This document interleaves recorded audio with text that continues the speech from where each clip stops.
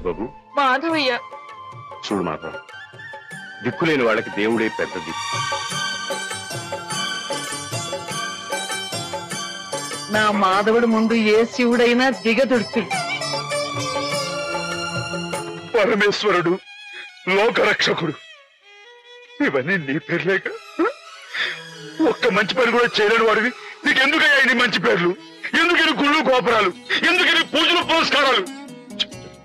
చెప్పు, మాట్లాడు.